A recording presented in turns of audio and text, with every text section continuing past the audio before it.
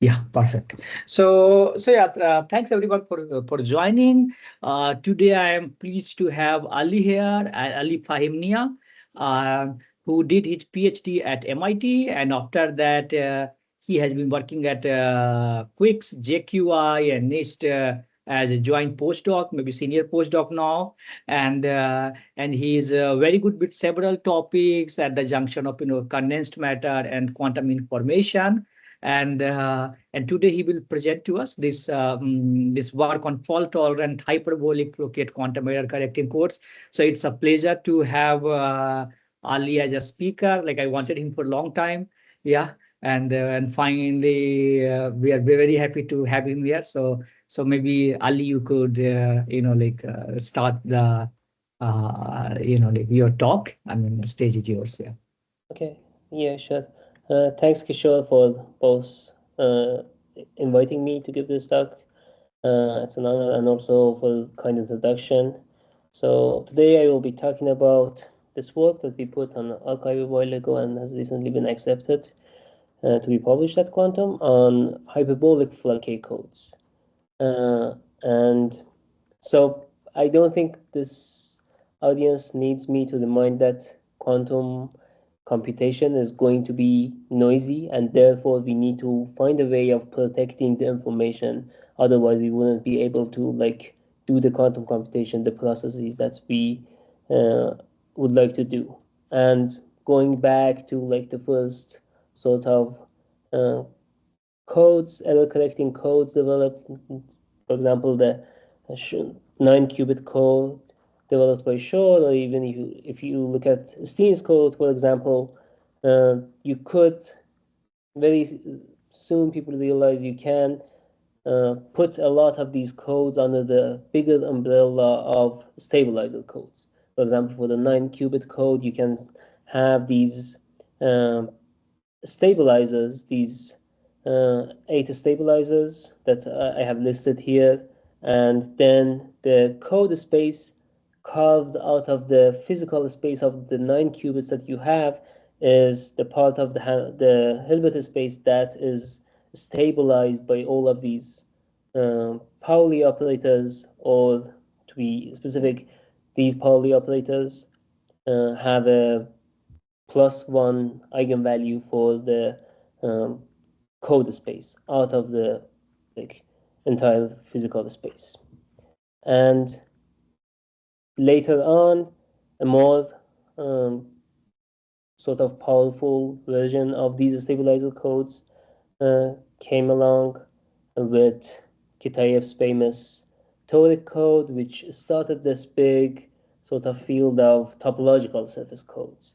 And the way that you work for the toric code, for example, just to remind the audience, is that we have this lattice, in this case a square lattice, that is put on periodic boundary conditions, so it gives a torus, and qubits are put on edges of this lattice, and the stabilizers, the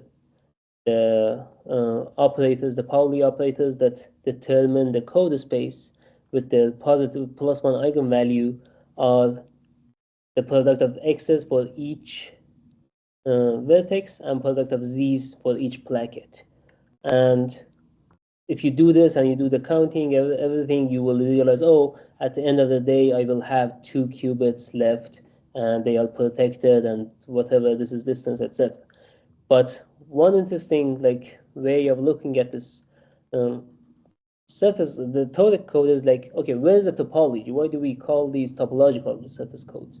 And the topology is in the fact that the information sort of lives on the non-contractible loops, because if you have whatever contractible loop, this contractible loop can be written as product of the plackets that are the stabilizers, so the value of this loop is known. But if you have a non-contractible loop, its value is not known, but the information that you store in this operator is going to be protected by the stabilizers that you define. Therefore, this is going to be your logical information.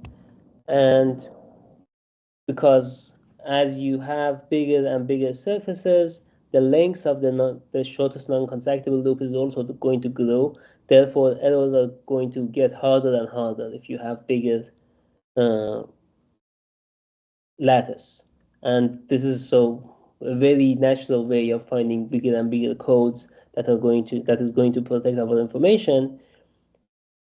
But unfortunately, what we know is that on a torus we have two different sort of ways of finding these non-contactable loops going around either like the handle or going all the way around the torus, and this gives us two logical qubits for the toric code.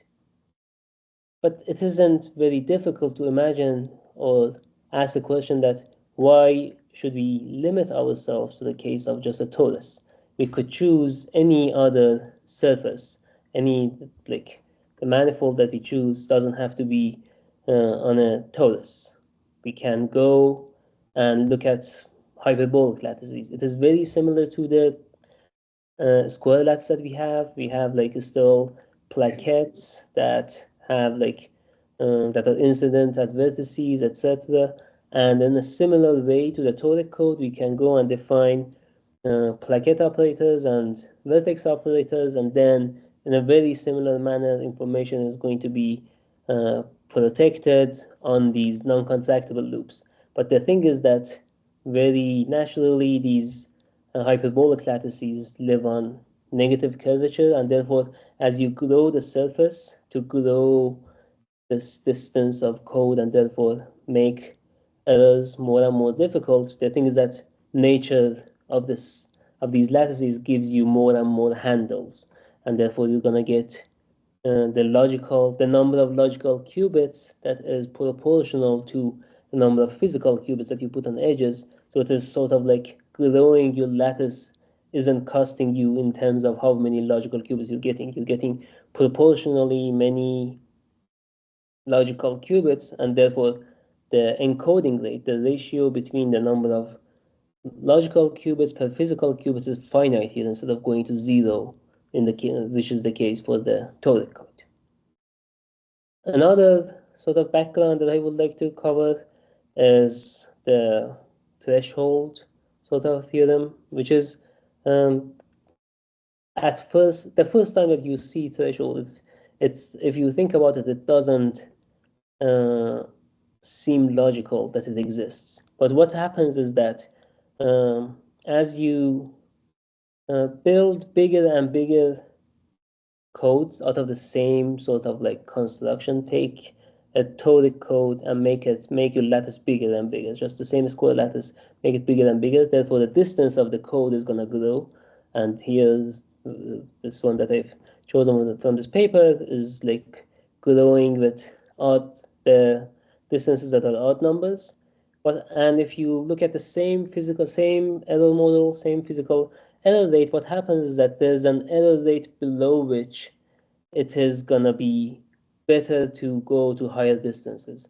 And therefore, if your lattice is infinitely big, if you are in the thermodynamic limit, below this rate, errors are not gonna happen. Logical errors go to zero. The rate of logical errors go to zero. But above that, logical errors are like happening all the time, and like your information is not protected at all. And the reason that I'm saying this isn't at first, this is maybe counterintuitive, is because like the distance only guarantees you the guarantee in protection that comes from distance is the number of the qubits that can have error, and this distance is going to protect. So if you have a distance 7, half of that is like 3.5. So you are guaranteed that if there are 3 errors, you can find them, correct them, right? But if you have like a 7 by 7, like the distance 7 is coming from a 7 by 7 lattice, which has 49 qubits, right? And at the same physical rate, if you grow this, go to 11, you have gone from protection from 3 errors to 5 errors, right? It's not that much bigger, but you have gone from 49 to 121, and the same error rate means way more errors that could happen at the same time, and the rate of like the errors that are happening is growing with the number of physical qubits, which is d squared. but the guaranteed protection is growing linearly with distance. Nonetheless, the thing that happens is that the threshold theorem shows that no, that even though it is not guaranteed to be able to, that we will be able to protect this, but in most of the times, we will actually recover and go back to the code space, even though it has happened with this constant rate of, let's say, 12%. And this threshold, because I introduced you to hyperbolic surface codes, just a stabilizer code that is hyperbolic, has been also studied for the case of hyperbolic codes, and you can see the same thing happening. We have the family, one specific family of hyperbolic codes here, and we are growing distance as we go to bigger and bigger lattices. But note that as we are going to higher and higher number of physical qubits here, we are also going to have to get more and more logical qubits and also higher distance.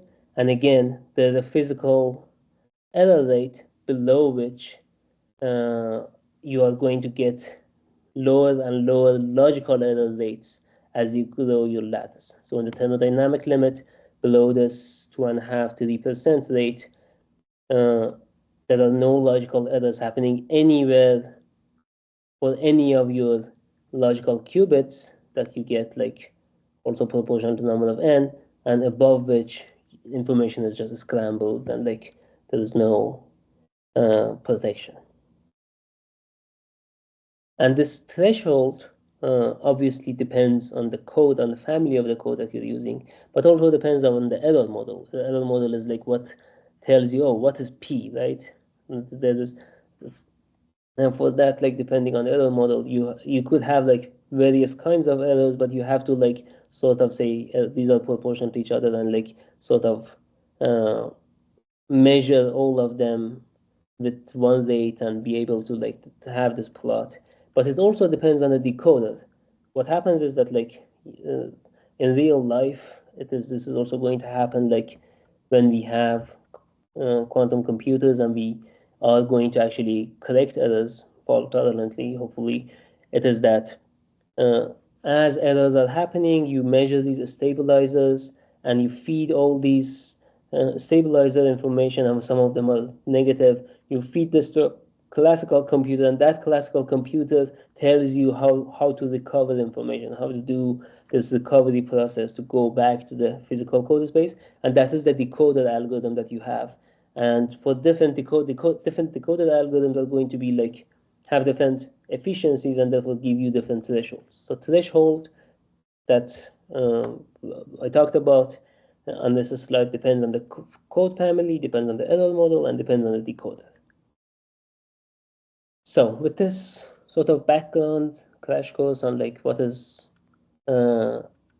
hyperbolic codes, let's say, and they have a threshold, so they're good. Let's jump into our paper about hyperbolic Floquet codes. So these hyperbolic Floquet codes are generalized Hastings and Ha sort of honeycomb code.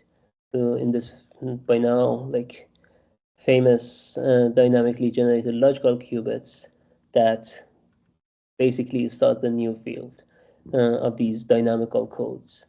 And because the construction of the codes are very similar, I'm not going to actually like introduce these honeycomb codes. Instead, we can just jump right into the honeycomb codes, and I will go through like how these hyperbolic codes actually are constructed out of a hyperbolic lattice. So for the simple case, we start with a lattice of octagons. So the original one is with honeycomb, is on a honeycomb lattice. So you start with hexagons and put 3 hexagons next to each other. This gives you the honeycomb lattice. In this case, instead of that, we are going to start with octagons. And at least on the graph version, you could imagine that like, oh, I put 3 octagons next to each other, and at each next corner, I also put like additional octagons such that I get the number of octagons around each corner to 3, right? I can at least locally, I can do this, continue growing my lattice, so you know what the infinite lattice is going to, how the infinite lattice is going to be constructed out of octagons. And because I chose octagons that have even number of edges, I can also color these lattices with 3 colors, such that no neighboring plaquettes or octagons are going to have the same colors. So this is a sample example of like 3-colored such octagonal lattice. And then additionally, now that I have colored my plaquettes, I can go on and connect, color my edges based on what color of plaquettes they are connecting. So this edge is blue because it is connecting 2 blue plaquettes. And this edge is green because it's connecting 2 green plaquettes. You get the gist. And now that I have this colored lattice, and very importantly, my plaquettes and edges have these 3 colors, I put qubits. This is the difference. Maybe if you want to remember, I put qubits on the vertices and not on the edges. So I put 1 physical qubit on each of the vertices of my lattice. This is the case for the honeycomb code, and this is also the case for the hyperbolic Floquet code. And the coloring of the edges determines what check operator I'm going to assign to that edge. For green ones, I assign XX measurements, for blue I assign YY, and for red I assign ZZ. And then the code is this. The code is not a stabilizer code. The code is this. Go on and in a periodic fashion measure all the XX checks, then measure all YY checks, then measure all ZZ checks, and come back. This is the Floquet code. And you can see that at each step I'm measuring 1/3 of my checks. And these checks are not the stabilizers. And also, why aren't they stabilizers? Because they don't commute with each other. Look at this vertex.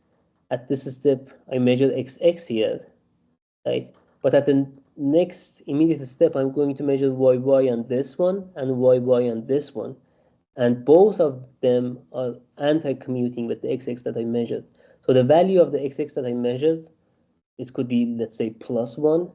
After the next step of measurements, I don't know what that value is going to be anymore. If I go back immediately and measure this, it could be +1 or -1 because I basically erased that information out of memory, out of like, I took myself out of part of Hilbert space that was stabilized momentarily with this XX measurement. So the measurements that I'm going to do in this periodic fashion are not a stabilizer measurements. That's why we call them check measurements, and they do not commute with each other.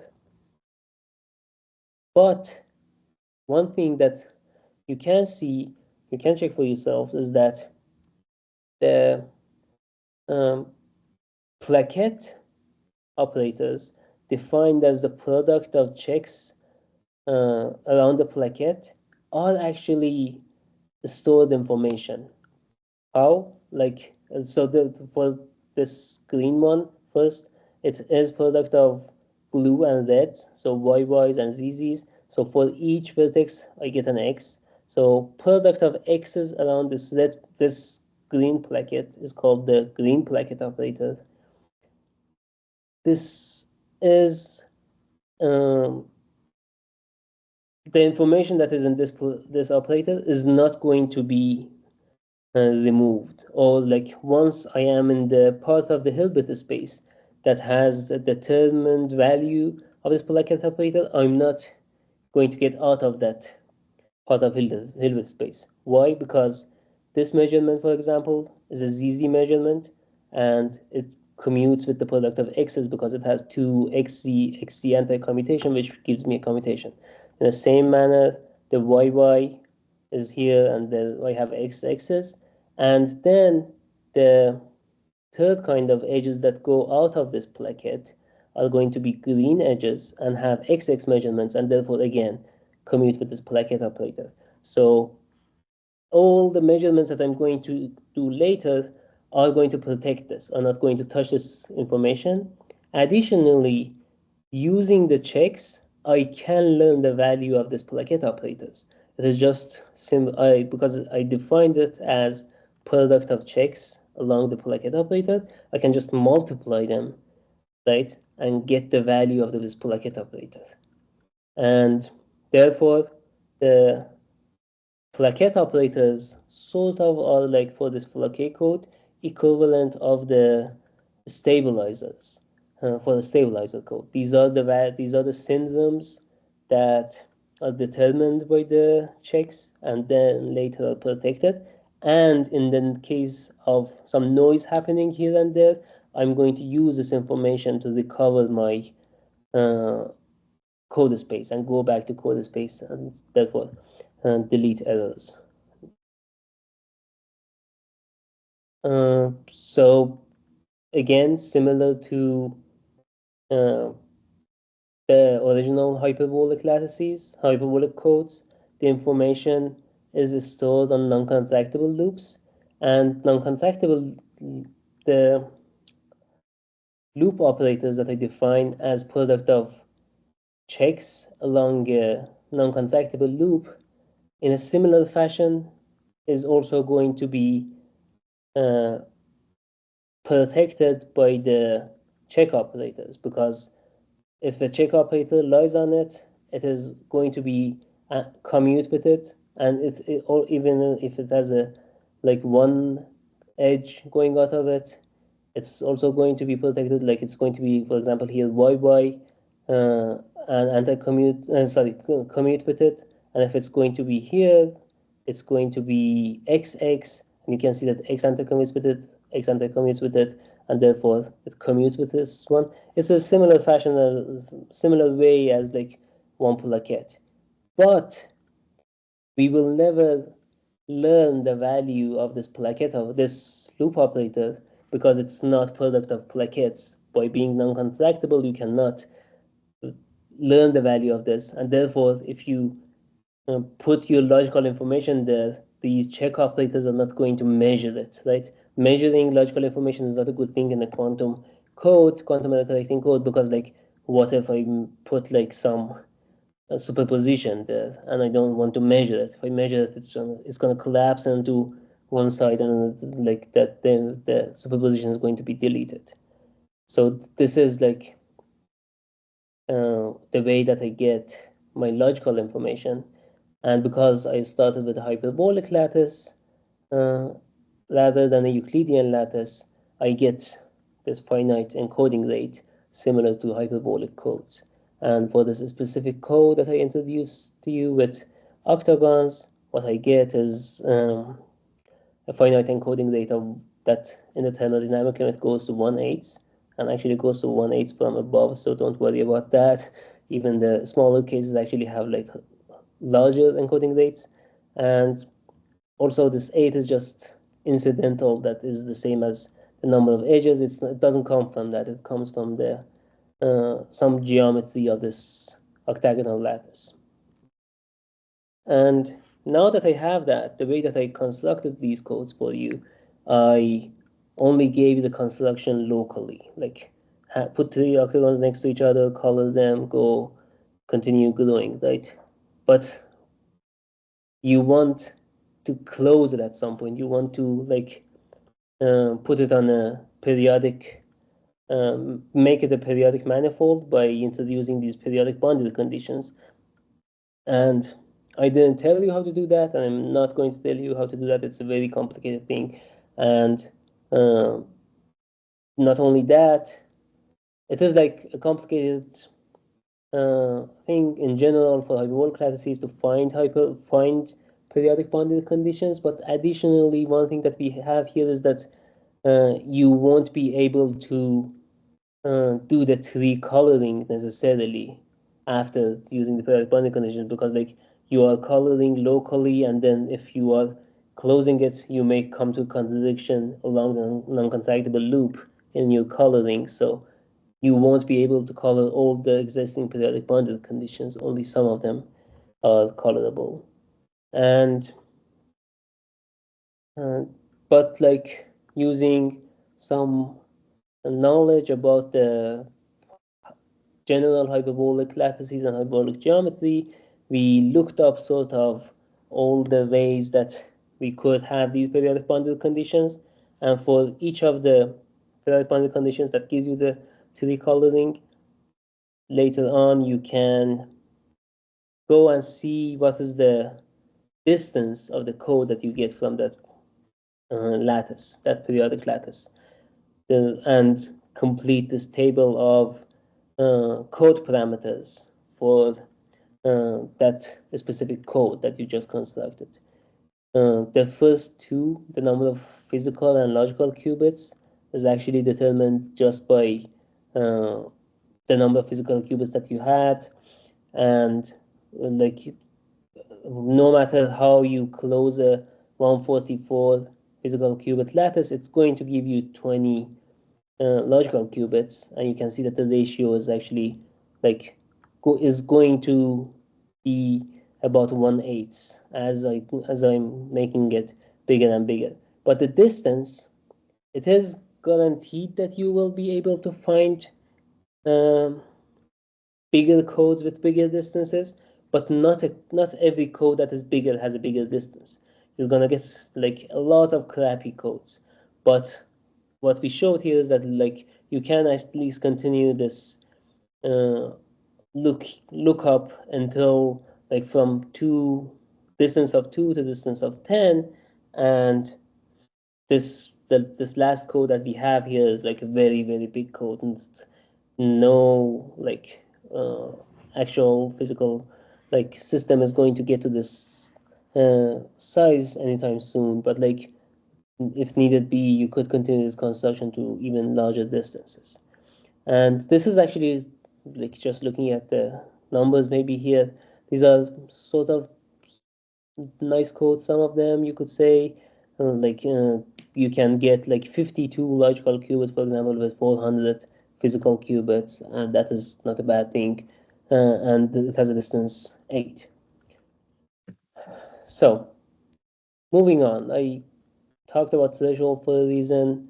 Uh, so I better, Sorry, Ali, may I ask, yes. may I clarify something? So, to find the code with good distance, so you just do kind of like a search over all possible periodic boundary condition on like a given number of qubit or Yeah, so actually, not exactly that, because um, what we limited ourselves to specific lattices.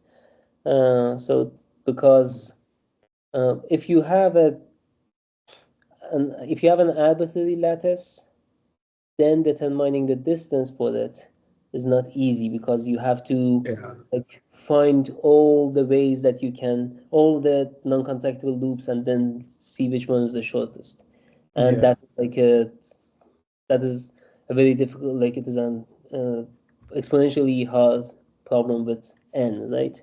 And you right, don't be doing that. So we limited ourselves to arc transitive graphs, arc transitive lattices, which is like uh, all the edges are equivalent. Like all the edges see the same lattice. Or like if you want more uh, like mathematical definition, if you take any two edges, there's a mapping from the lattice to itself such that this one of the edges is taken to the other one.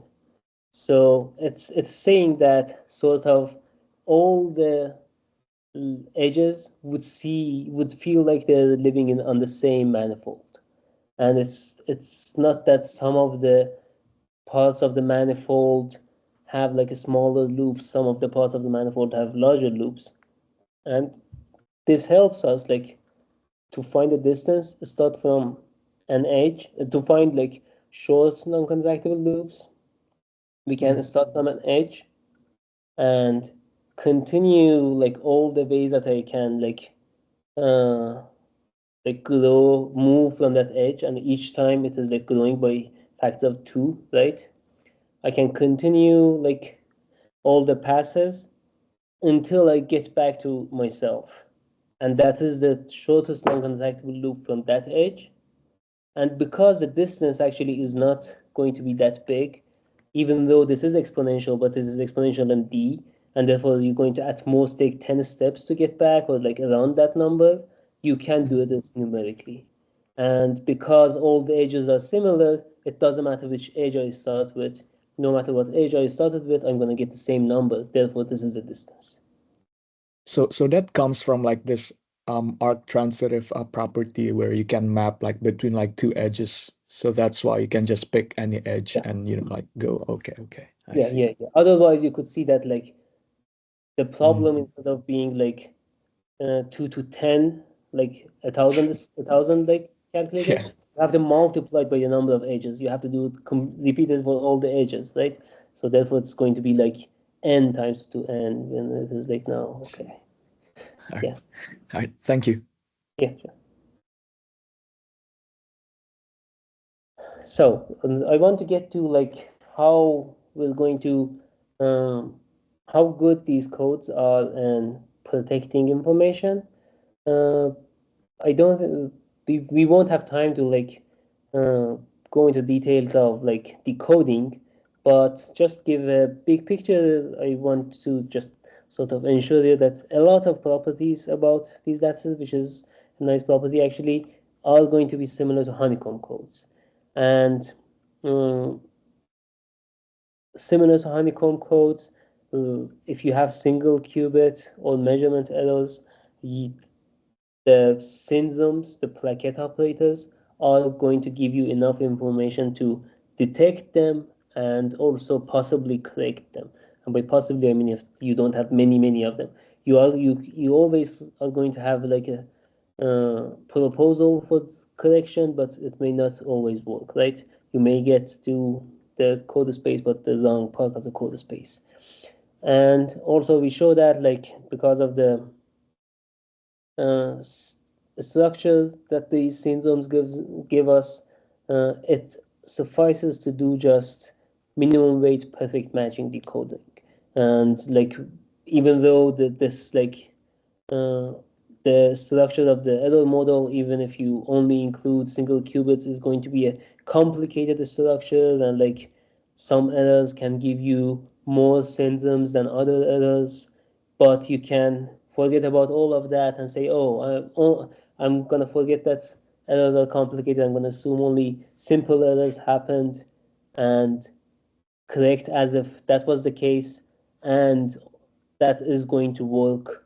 We show that that is like not going to be a problem, and that enables, because you forgot about all the correlations and the errors that have more than two syndromes, you can just do the decoding with minimum weight perfect matching, like find the closest two uh, errors to each others, and like pair errors, and like uh, pairs that are close to each other, and find the error that gives those syndromes, and like apply that again, and that is going to take you back to the uh, error space. And if the number of errors are not code space, and if the number of errors are not too much, that Ali, sorry, like there is a question by John. I mean, John, yeah. you can unmute and ask yourself, or I can repeat for you. He has put it in the chat. So the Okay. question is that would the middle octagon having more compute checks operation than the surrounding? Would the middle octagon has more compute checks operations than the surrounding octagons? And if yes, would this introduce more noise error near the middle octagon, since the measurement on superconducting qubit usually involve cross-car effect? I don't know what this question means.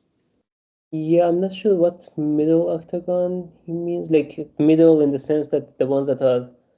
I mean, those are what in the bulk, like, I mean.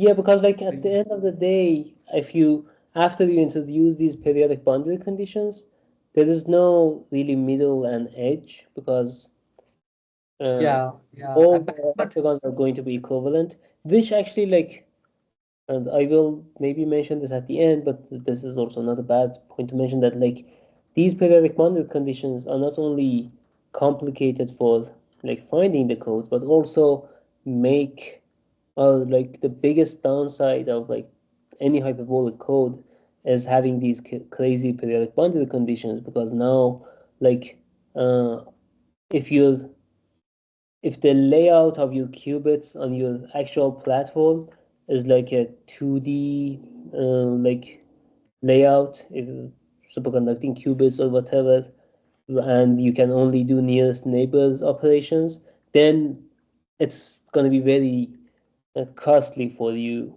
to implement these codes because like you have a lot of you're going to need to do a lot of long range measurements, which means you have to do a lot of swaps to bring them together and then do the measurement.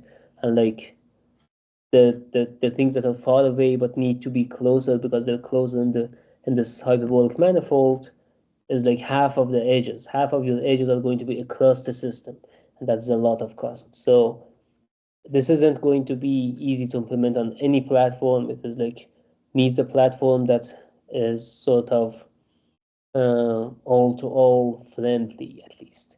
So there's a way of bringing qubits next to each other for an operation that is not very costly, or it is actually, at least, or it is like actually all-to-all. Like if you have, let's say, uh, an ion trap, then you have an all-to-all connection. You can do this and all friendly, I mean like similar to neutral atoms, let's say, where you can, with very small cost, move qubits and bring them next to each other, or like scramble the layout.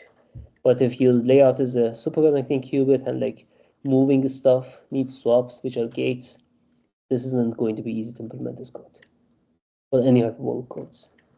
It's similar to like uh, LDPC codes. Like LDPC codes have the same problem, and like uh, uh, a lot of these superconducting companies are actually working on like how to easily implement LDPC codes because they have long range interactions.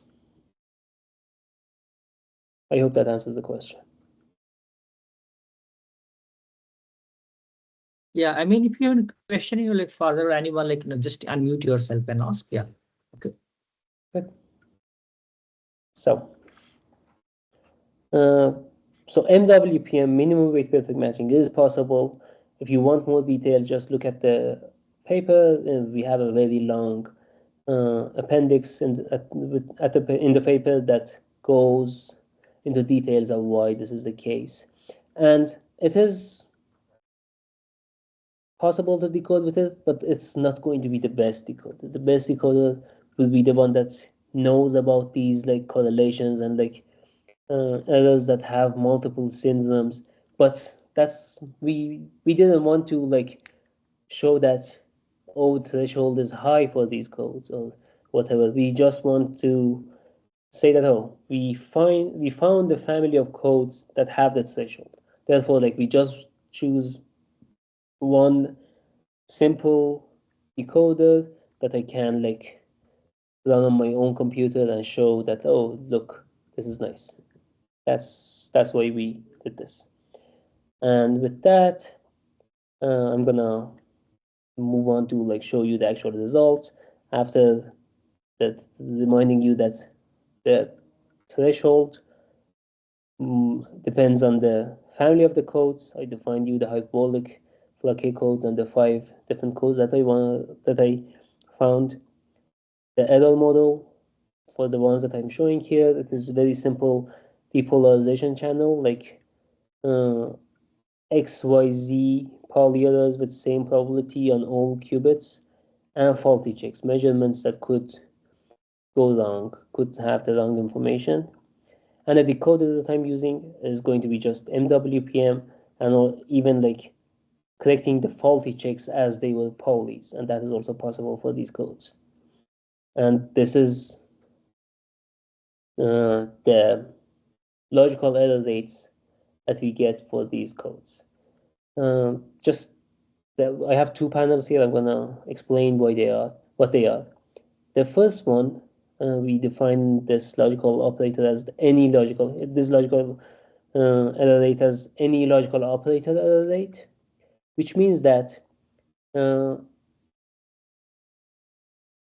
with this probability, whatever the number is here for this code, I will get a logical error rate in one or more of my logical operator, but one minus this probability, with one minus this probability, all of my logical operators are going to be preserved, are going to have no errors in them. So if this rate is going down, I am preserving information in like a lot of logical operators at the same time. For example, like for this huge code 2160 that, to remind you, has like 272 physical qubits and therefore like twice that, 500 something um, logical operators, all of them are going to have no errors with probability more than 99%, where if the physical error rate is around this value. Okay. The other logical error rate that we define is a specific logical error rate. It is like, forget that like I have many logical operators, choose one of them and look at like recovery rate for that. And like at each simulation, see if like it got destroyed or it didn't get touched with the errors, and calculate the logical error rate with just looking at that one specific logical operator. And you can see that in both cases, we get a sort of threshold. We get the same behavior that like making my code bigger and bigger is going to be beneficial in getting like larger recovery rate or the smaller logical error rate below a specific value. But one observation is that this specific value is going to be different for these two logical error rates that I defined. And it is lower, it is always going to be lower for this any logical operator error rate. And this is actually is going to be the case for any code that has finite encoding rate. The reason is that like for if you look at only one logical operator, then around this threshold, below this threshold, that one is going to be preserved. But the degree that is preserved is exponential in distance. And because our distance is logarithmic in number of physical qubits, therefore it is sort of like proportional to the number of physical qubits. But also I have proportional number of physical qubits number of logical qubits. And therefore it is like these two like things that are proportional to the number of physical qubits, one could could outbalance the other one, and it is the case until I get to the second threshold value, that I have so many logical qubits that even though each of them are good, but one of them is going to be bad. But below the next threshold value, now all of them going to be good with together. So this is like sort of But by the way, like Ali, I was thinking, like, I don't know whether anybody has tried or something like, or maybe you have thought of, or so let's say, like, I mean, so here anyway, we had like, X, Y, Z, like, all three of them. And let's say for QRead case also be explored, but we had all X, Y, Z.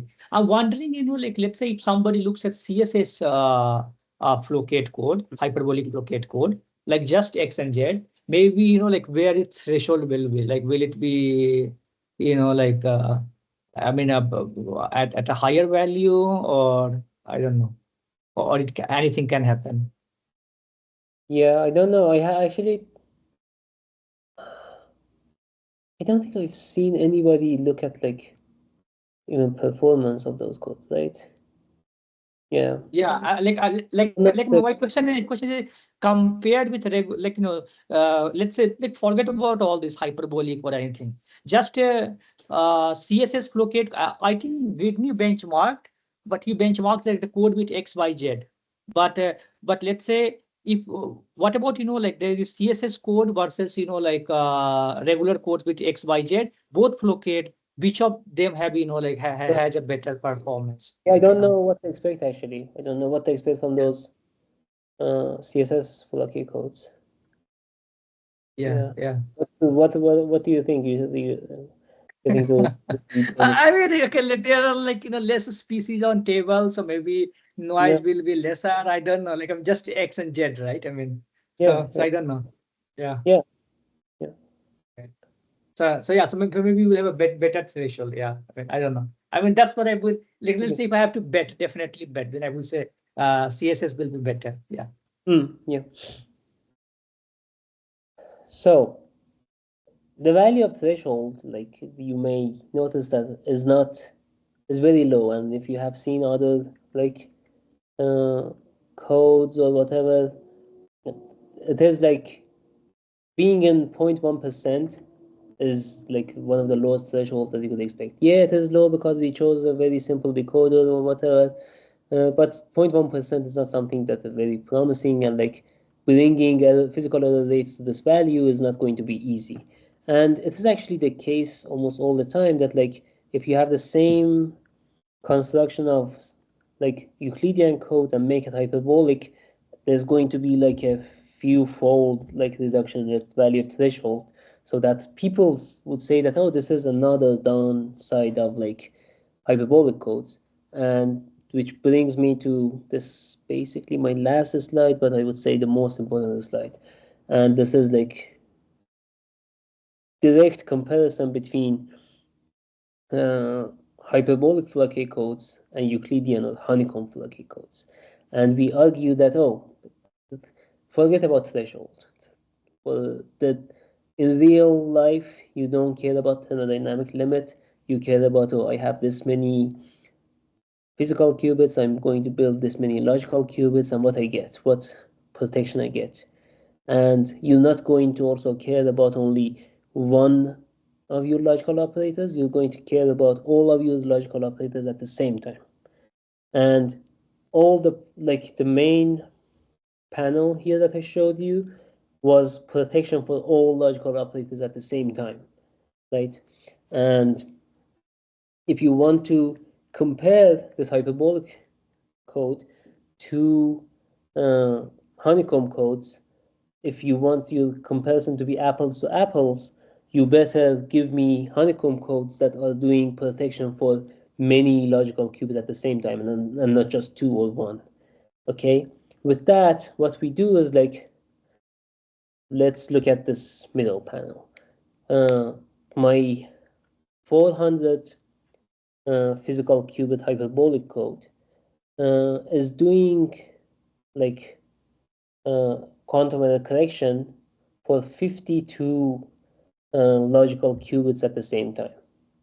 And if you want to compare this to honeycomb codes, you better like compare it to honeycomb codes that's also doing the same. But each version of honeycomb code, each copy of honeycomb code is going to protect only two logical qubits. So you better compare to 26 copies of honeycomb codes. Okay, so I have with solid lines here logical error rates. The first panel here, any logical operator error rates for my H400 hyperbolic code, and then in dash lines, with dash lines, I'm showing the logical operator, the uh, sort of the any logical operator error rate for 26 copies of a honeycomb code. So this gives me 2 times 52 logical operators for x and z logical operators of 52 logical qubits. And if an error happens in any of them, I'm going to mark it as an error for the code. So the same way that the error that happens in any of my 104 logical operators in the hyperbolic code are marked as an error for this code. And then plot logical operator error rates for the honeycomb codes, copies of honeycomb codes, and the hyperbolic code. And you see that the hyperbolic code is like in par with the copies of honeycomb codes that have the same distance. This was a distance 8. You need a distance 8 to have the same protection of logical information. But lucky us or unlucky the people that are using honeycomb code, that 26 copies of this code is going to require almost 2,000 physical qubits. And if you limited yourself to only 400 physical qubits, you couldn't even build distance 4 codes. And distance, even if you did get like 600 qubits and build distance 4 codes, that is going to be much worse than building your honeycomb code, hyperbolic code. And this is also the case if you look at distance 6. It is like comparing to the copies of honeycomb codes that have this distance 6, and again it has like almost less than half, almost 1/3 of number of physical qubits. For distance 10, again it is comparing to copies of honeycomb codes with distance 10, and now it is like the ratio is like maybe 1/7, 1/8, right? And they're all like, therefore I would say the only downside of hyperbolic codes in this case, the comparison for hyperbolic Floquet codes versus honeycomb Floquet codes is connectivity of your platform. If the connectivity of platform allows you to implement hyperbolic codes, you should do that. It is like always sort of waste of resources to go and build honeycomb codes if what you care about is like a quantum memory with many logical qubits. So with this, I would just show you some summary of the results. We have a family of hyperbolic Floquet codes that, because of hyperbolicity, give us finite encoding rate. And we show it could be used as fault-tolerant quantum memory because of the existence of threshold for the code. And it is more efficient, like less wasteful than zero encoding rate codes. We have some thoughts about continuing this, but I would bring myself to actually this would be most important, I would say. My collaborators that helped this work to come about at here at UMD, University of Maryland, and also Kishore when he was here, and later when he moved to Singapore. Thank you. Yeah. Thanks, Ali. So there is a question. I think I assume Andrew also has a question, and there's a question by Winston. So Winston says, why is there a need for periodic boundary conditions? Is it possible to implement a similar code with open boundary conditions with finite encoding rate? Okay. Okay, good question. Yeah. We're not like no. So you can like you've seen for surface codes, it's called like planar construction, right? Instead of putting on a torus, you sort of cut your torus and put it on a planar surface. And you have, if you are familiar with literature on that, you have these rough and smooth edges, and like you give some cost there, saying that instead of 2 logical qubits, you get 1 logical qubit, but distance is preserved and like etc. Right?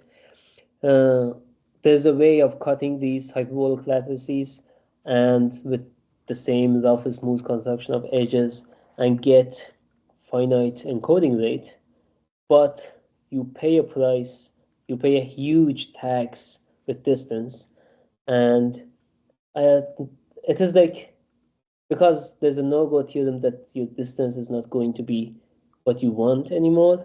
Nobody has actually studied this. It's not out in literature, but from what I know, like trying to do different sort of those planar versions, I know that I can't find a way that distance is not constant. Actually, distance is going to be like slash, just constant. This is not going to grow with bigger and bigger lattices.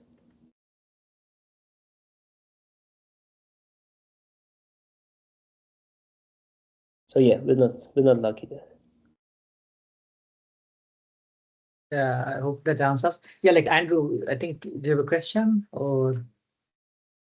Yeah, I'm just out of curiosity, has anybody made the same comparison as you did in your last paper with like non-Floquet, just story code and hyperbolic code? You know, if they found. I actually haven't seen anybody making that comparison, but to me, it is very obvious that the story is the same. I can give you a hand-waving argument as why. So the slope of these lines when the error rate is very low is going to be proportional to distance. And it doesn't matter what code that's coming from. If you have a logical operator that its weight is growing, the slope is going to be proportional to like the weight of that logical operator, the distance. Okay, and therefore your hyperbolic code is going to be like parallel to the honeycomb version there in this plot. We were lucky that they are lying on top of each other, but they could be just parallel, right? And which means that if you go to low enough low enough physical error rates, which is what you would care about, your logical eventually the hyperbolic code is going to outperform all the smaller distances, and you will need a higher distance, equal or higher distance of honeycomb code to like compare, like outperform your hyperbolic code. And then you can also like look at the distance growing square root for the honeycomb code and growing logarithmically here. You can actually do like a back of envelope calculation of like if I have this hyperbolic code, how many physical qubits I need to make the honeycomb versions, and you can see that that is going to grow with distance. That is going to grow with the number of physical qubits, and therefore, like if you go from panel to panel, it's going to be better and better for your honeycomb codes, which is like the case here, right? The proportionality here is 1/3, it goes to 1/5, and then it goes to 1/8. I see.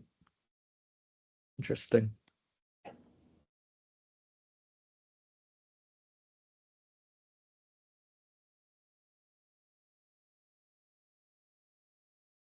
Okay. Are there any more questions? Maybe one quick question. If not, then let's thank Ali for a very nice talk. And yeah, let me stop the recording. It was a very nicely presented talk. Thank you.